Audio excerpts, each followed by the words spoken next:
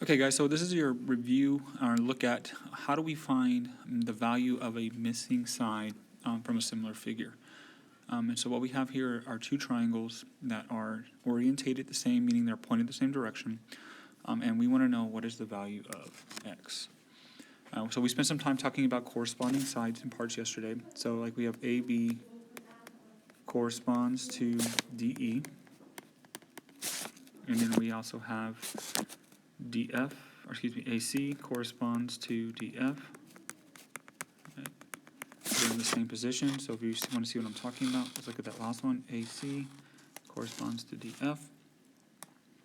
And then we also have the last of the lines, let's go with CB corresponding to FE. And remember we talked about order matters. BC is the same line, right? But since I started with C, I need to start with F. Since I started with A, I need to start with D.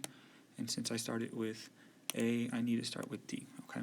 So we know the length of AB is 5, and that's going to correspond with 10. We know the length of AC is 15. That's going to correspond with, we don't know. And then we know that CB is 10 and FE is 20. So we talked about finding a scale factor we call K.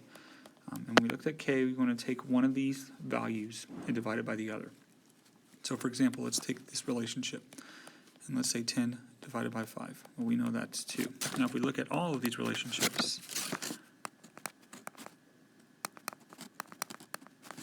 that's the scale factor that we're looking for, is 2. If we're going from a small triangle to a big triangle. Now, what that means is that I take these values and multiply by 2 to make these values. If I'm going from big to small, then I'm going to multiply by 1/2, or that's the same thing as dividing it by 2, taking half. Okay, so since I'm looking for the value on that big triangle, I'm going to take its corresponding measurement here, 15, and multiply by 2. So 15 times 2 gives me 30, so my missing value here is 30. So in the practice today, you may have to turn some triangles. Pay attention to how the questions are written. So the questions might say like triangle ABC is similar, and that's the line for similar. Triangle DFE, or DEF, excuse me. And the way that this is written shows you corresponding parts. So A came first, it corresponds to D. B came second, it corresponds to E. C came third, it corresponds to F. So that can kind of help you line up if you can't quite see the relationship. Okay. So what I mean by this, for example, let's take a look at an example. Let's say triangle ABC, and then I have triangle XYZ.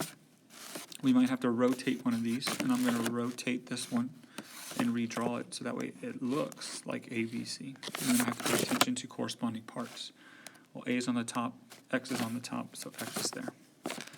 B is below A, so X is below, or Y is below X, so it goes there, and that leaves Z.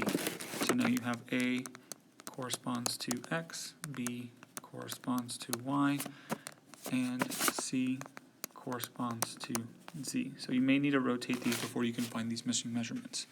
All right, so if you have any questions, please let your teacher know. Good luck, and this will be good for 2 days.